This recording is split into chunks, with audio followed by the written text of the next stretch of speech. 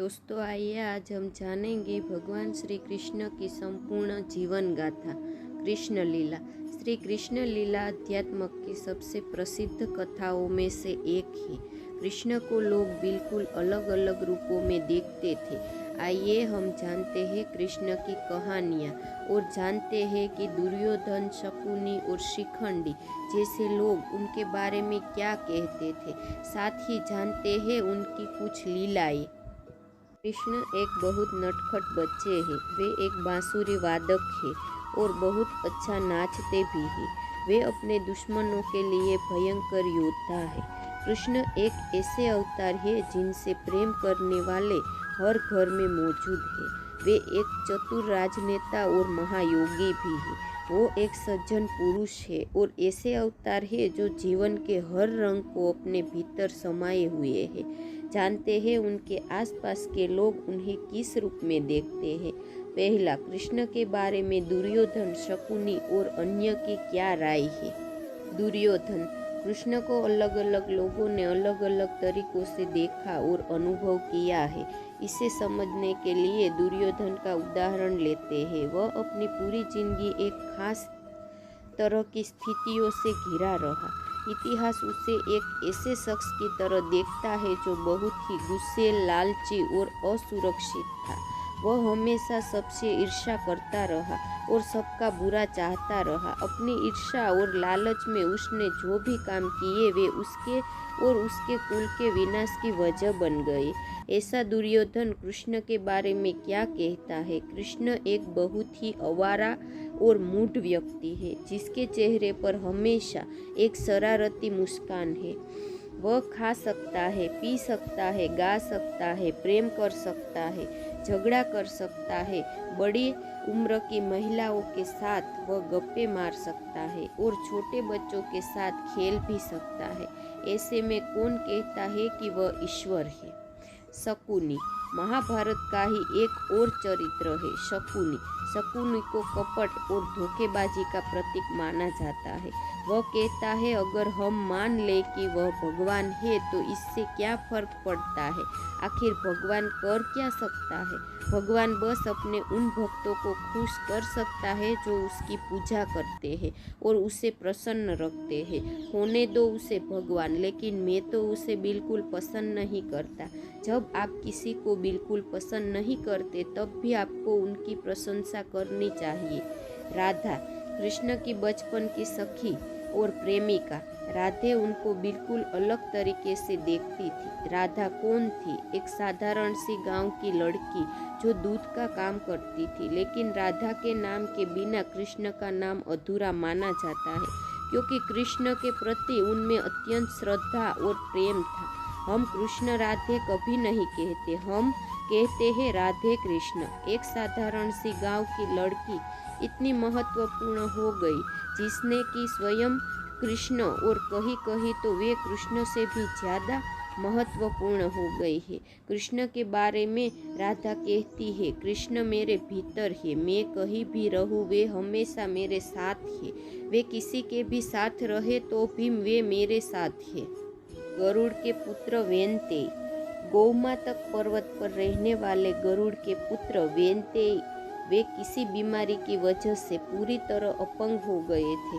जब वे कृष्ण से मिले तो उनकी बीमारी पूरी तरह से ठीक हो गई और वे अपने दम पर चलने लगे। वे कहते हैं मेरे लिए तो कृष्ण भगवान है।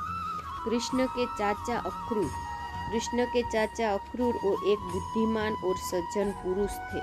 उन्होंने कृष्ण के बारे में अपनी सोच को इस तरह बताया, इस युवा बालक को देखकर मुझे लगता है मानो सूर्य, चंद्र, तारे सब कुछ उनके चारों तरफ चक्कर काट रहे हो।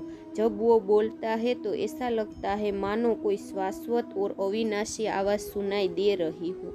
अगर इस संसार में आशा नाम की कोई चीज़ है तो वह स्वयं कृष्ण ही है। शिखंडी, शिखंडी के बारे में तो हम सभी जानते हैं कि उसकी स्थितियाँ कुछ अलग तरह की थी। बचपन से ही उन्हें काफ़ी सताया गया था। उनकी सुनिए। वैसे तो कृष्ण ने मुझे उम्मीद की कोई किरण नहीं दिखाई है, लेकिन वह जहाँ भी होते हैं आशा की एक लहर चलती है जो सबको छू लेती है और सबका जीवन बदल देती है। दूसरा, श्री कृष्ण की बचपन की कहानियाँ। कृष्ण जन्म। वसुदेव ने अपने 8वें पुत्र को नंद और यशोदा की पुत्री के स्थान पर रख दिया और उस नन्ही बच्ची को लेकर वापस आ गए। जब कंस वहां पहुंचा तो वसुदेव और देवकी ने उसे कहा, इसे छोड़ दो, ये तो लड़की है। पर कंस नहीं माना और उसने उस बच्ची को जमीन पर पटकना चाहा, पर वो बच्ची जमीन पर नहीं गिरी। उसने एक अलग ही रूप धारण कर लिया। कृष्ण का बाल्यकाल। कृष्ण माखन चुराया करते थे और माखन ही गोप गोपियों की आजीविका थी। ऐसे में कृष्ण की माँ से शिकायत करती थी, पर कृष्ण मासूम बनकर उनसे फिर से मना लेते थे। कृष्ण की मधुर मुस्कान।